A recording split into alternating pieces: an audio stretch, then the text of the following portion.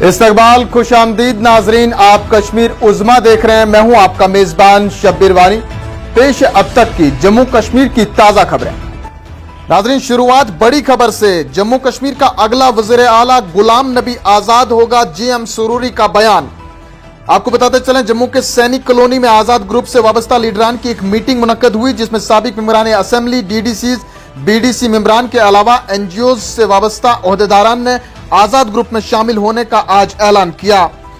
गुलाम नबी आजाद के करीबी साथियों में से शुमार गुलाम अहमद सुरूरी ने बताया कि इस मीटिंग में सभी तबकों से वाबस्ता लोगों ने शिरकत की। उन्होंने बताया कि जम्मू कश्मीर का अगला वज़ीर आला गुलाम नबी आजाद ही होगा और हम सभी 90 सीटों पर जम्मू कश्मीर में आने वाले असेंबली इंतखाबात में इलेक्शन लड़ेंगे। उन्होंने कहा कि जो कोई भी यहां अपनी नई सियासी जमात तश्कील देता है तो उसको भारतीय जनता पार्टी का B टीम कहा जाता है, जो जम्मू कश्मीर में अब एक रिवाज बन चुका है। साबिक मेंबर असेंबली ने दावा किया कि 90% कांग्रेस के लीडरान गुलाम नबी आजाद की पार्टी में शामिल हो रहे हैं और ये पार्टी अब यहां पर सिर्फ नाम की रह जाएगी। उन्होंने कहा कि जम्मू कश्मीर का अगला वज़ीर आला गुलाम नबी आजाद ही होगा। इस हवाले से किसी को कोई शक शुबा नहीं होना चाहिए। वहीं दूसरी जानिब से नाज़रीन, कांग्रेस ने अपने नए सदर के इंतखाब के लिए इंतखाबी शेड्यूल का आज बाज़ाब्ता तौर पर ऐलान करते हुए कहा कि अगर जरूरत पड़ी तो पोलिंग 17 अक्टूबर को होगी।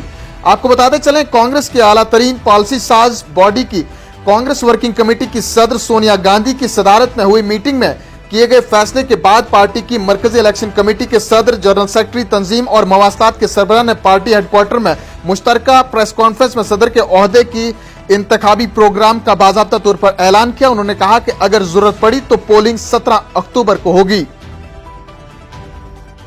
इधर दूसरी जानिब से नाज़रीन, जम्मू कश्मीर कांग्रेस की एक आला सतही मीटिंग श्रीनगर में मुनक्कद हुई, जिस दौरान पार्टी के जम्मू कश्मीर यूनिट के सदर ने कहा कि हिंदुस्तान में इस वक्त 2 ही खीमे हैं, एक भारत को तोड़ने के लिए काम कर रहा है और दूसरा खीमा यानी कांग्रेस भारत को जोड़ने के लिए मैदान अमल में कूद पड़ा है। उन्होंने कहा कि इस वक्त पूरा हिंदुस्तान राहुल गांधी के साथ है, ताहम बदकिस्मती से कहना पड़ रहा है कि गुलाम नबी आजाद ने अहम मौके पर कांग्रेस को धोखा दिया है। जी अमीर ने बताया कि जम्मू कश्मीर के लोगों को अब बेवकूफ नहीं बनाया जा सकता है। गुलाम नबी आजाद किसके साथ जाना चाहते हैं सबको इस बात का इल्म है, लिहाजा लोग ही इसका फैसला करेंगे। इधर अपनी पार्टी के सरबराह अल्ताफ बुखारी ने अपना बयान जारी करते हुए कहा कि कश्मीरियों के पीठ में छुरा घोंपने वाला मोदी नहीं बल्कि गुलाम नबी आजाद है।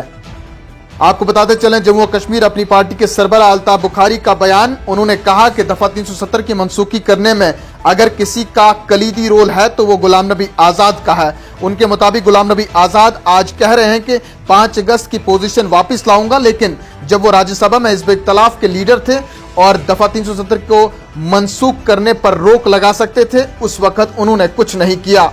3 साल के बाद अब लोगों को यह पता चला कि 5 अगस्त 2019 को गुलाम नबी आजाद ने इसी दिन का सौदा किया था और लोगों को अब इस कहानी की पूरी तस्वीर समझ में आ चुकी है।